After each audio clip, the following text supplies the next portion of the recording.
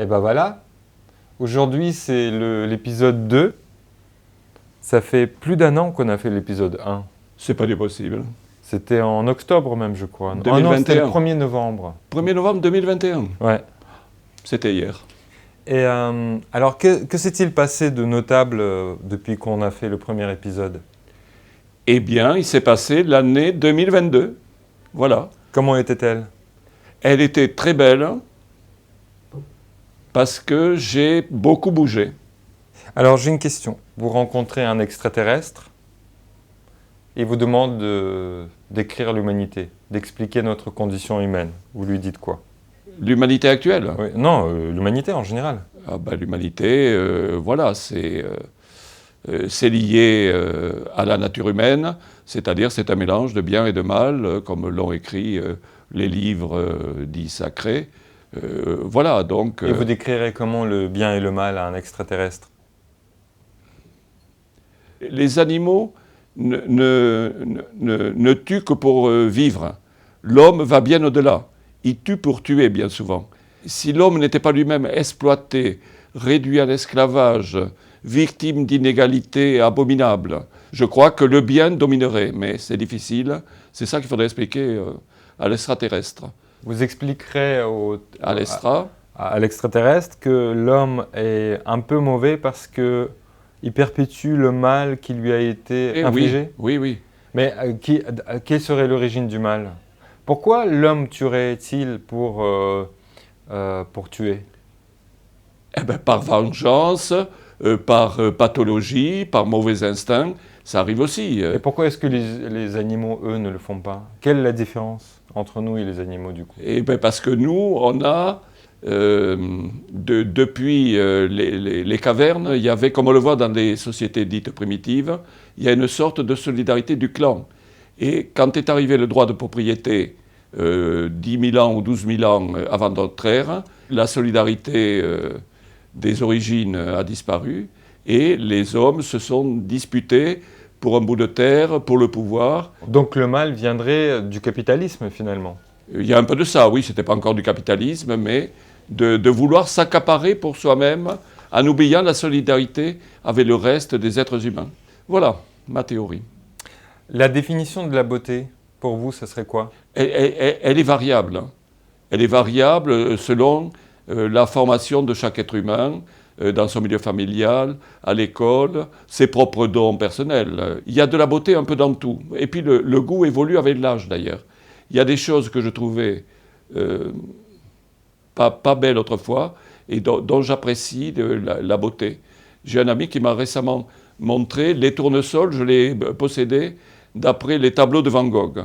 J'ai vu des images d'un champ de tournesol brûlé et je trouve qu'il y a une beauté qui s'en dégage. Ce n'est pas la beauté des tournesols en fleurs. Voilà. Alors ensuite, j'ai une question comme ça. Quelle serait la pire des choses pour vous au monde? Ah ben c'est la souffrance humaine. En ce moment, puisque c'est l'actualité en ce moment même, il y a des gens qui n'ont rien demandé à personne. Il y en a toujours eu. Il y en a toujours eu, oui, oui, oui. Il y en a toujours eu. Mais voilà. Mais, la souffrance est permanente. C'est sûr, elle change de géographie, mais elle ne change pas de nature. Ça fait partie du destin humain. Voilà. Est-ce qu'elle a une fonction, la souffrance? Oui, oui, certainement. Si on a été élevé dans un cocon, on ne se rend pas compte. Voilà. Il faut au moins l'avoir côtoyé, si ce n'est subi soi-même. Elle fait partie de l'humanité, donc c'est sûr qu'il faut en prendre compte. Et la chose la plus précieuse au monde? Ah ben c'est l'amour.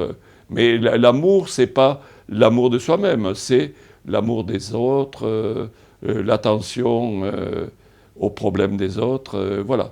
Mais c'est aimer l'humanité, voilà. C'est ça la clé de tout. L'obstacle principal au bonheur, ça serait quoi? Si on n'écoute que soi-même et si on n'est guidé que par ses impulsions et ses passions, eh bien, on oublie justement ce que je viens de dire, c'est-à-dire l'amour du reste de l'humanité. Alors ça fait des grands mots, mais c'est ça que je ressens dans le quotidien. Il faut rester au contact des autres. Alors vous dites l'amour, mais j'aimerais bien que vous donniez votre définition de l'amour. Il y a des milliers de formes d'amour. Voilà, c'est un terme générique. C'est comme vous me posez la question de la beauté. Il n'y a pas une beauté idéale. Elle varie selon les individus. Il y a des formes d'amour, il y a des amours passions, des passions sentimentales, il y a des amours amitiés, il y a l'amour de ses parents, il y a l'amour de sa propre descendance. Enfin, voilà.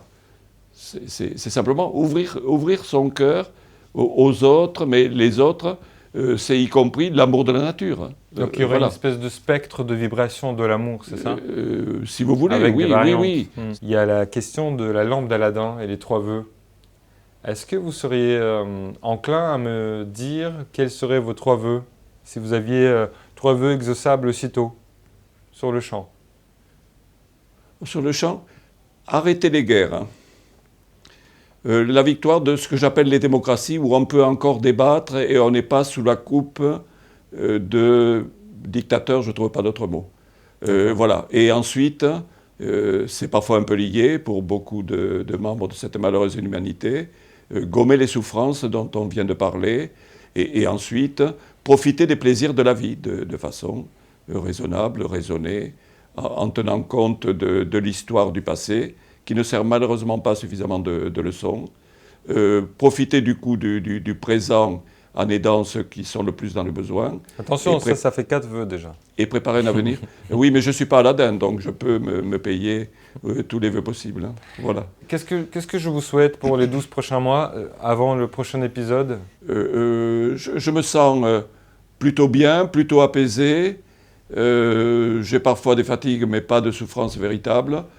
Que ça continue à ce rythme et que les souffrances des autres s'atténuent le plus possible. Il y a du travail dans ce monde. Un petit clap pour finir.